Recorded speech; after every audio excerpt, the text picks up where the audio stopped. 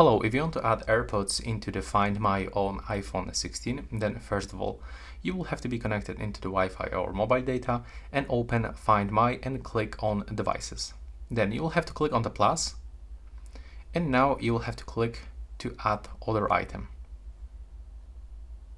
Now it's actually searching for nearby items, and as you can see, it doesn't actually detect our AirPods because we have to make them discoverable. So we have to enter for the pairing mode.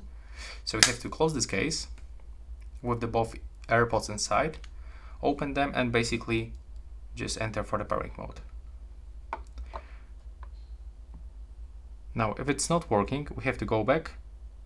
Okay, and as you can see right now, it is actually finished. As you can see right now, they actually goes into the Find My, and we can actually find them. So if you have the same issue, like when this notification pops up and they are not here, then it means that you have to simply enter for this pairing mode. Now I'm gonna actually close this case, open it one more time, and as you can see, I'm successfully connected with my iPhone, and also they appears on the Find My application. So that will be all. Thanks for watching, and right now please subscribe.